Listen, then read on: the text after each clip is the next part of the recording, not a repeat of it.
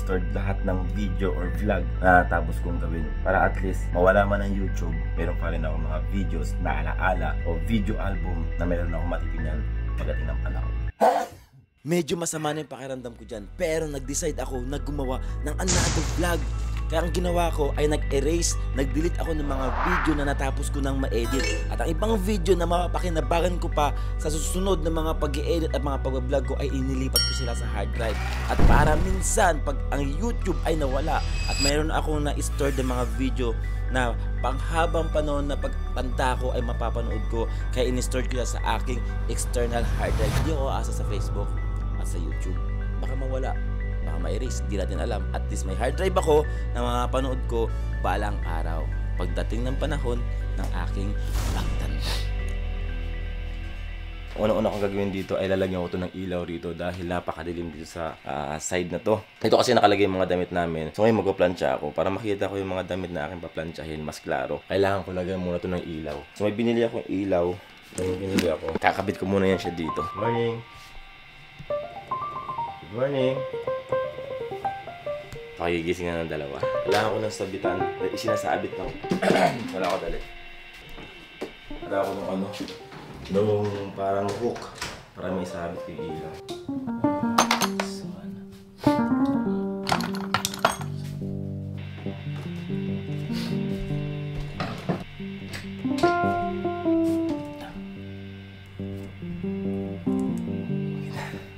At kailangan ko ng wire dito. Ay lang pako. Para hindi siya magulo tignan. So kailangan ko ng popok-pok.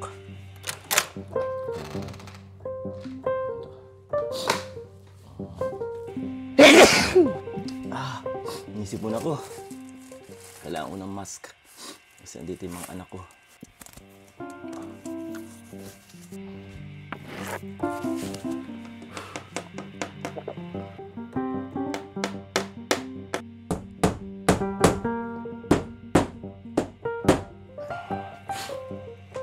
Sasaksak pa natin.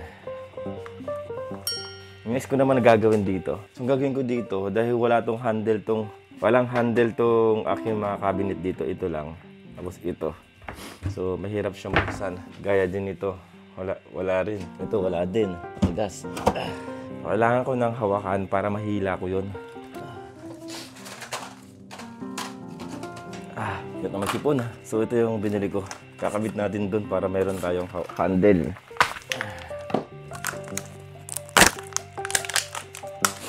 Ito siya.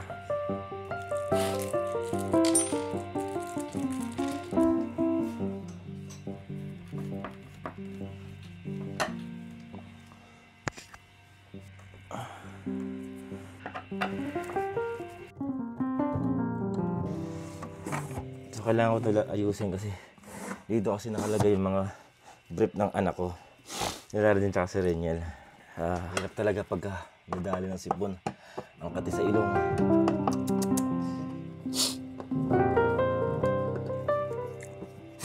Ayan.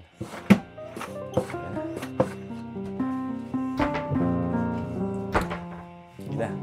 Dahil Saturday ngayon, ang susunod ko naman gagawin ay magpaplansya ako ng mga damit namin ng pansimba para bukas. Dahil ito yung araw ng preparation para sa araw ng linggo. Barong na lang. Yan to. Ang problema ko naman, saan ko to ihahanger? Yung mga aking pinalansya. Mga paplansyahin. Kailangan ko dito ng sabitan. Pero may naisip ako. Dito muna yan. Sa CR. Morning, Reniel. Morning, Kuya. Gising na yung dalawa. Ito tatanggalin natin to kasi hindi naman to siya nagagamit dito dahil meron nandito sampayan. May sampayan na kaya hindi na to kailangan.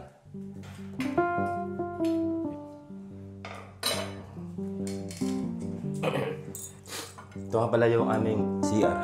Diyan kami nagre-recharge. Like that. Saan pupunta? Reniel?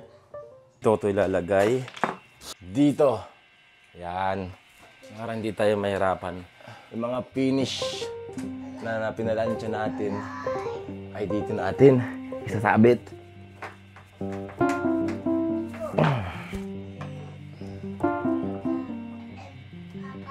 Yeah. Ha?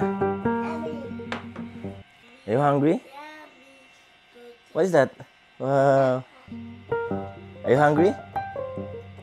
Okay, kain tinapay. Ayun ako sabitan, di ba? Dito ko lahat isasabit yung mga paplansyahin ko, yung mga natapos ko na plansya. So ito. Susutin ko ngayong Sunday. Anong gusto nyo? Dado suotin? Ito. Ha? Ito. I want this. Gusto mo to? Yes. Wow. Okay. I want this. Kaso, okay, hold. Papa, And this is yours? next is ito. Okay. Ito. Oh. Ito. And then ito. Yes. Ito. Yellow. And where's, ano pa? Kanina to? Kuya. Oh, this is yours. Maliit to eh. Ito kay kuya malaki.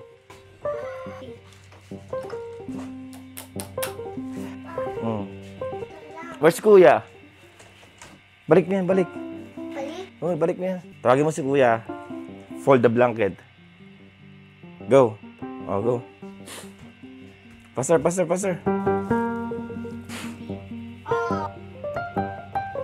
get Mama your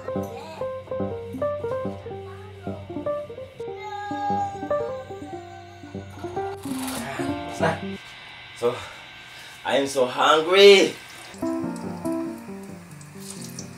Wait, I like that.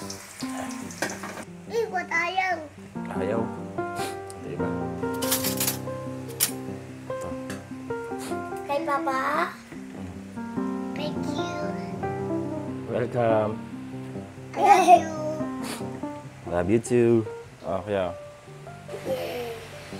Tapos naligo agad ako para mabawasan agad yung bigat ng nararamdaman ng aking katawan. Tapos pumunta kami ng palengke dahil yung dalawa, si Raldin tsaka si Reniel, ay pinagupitan ko pa.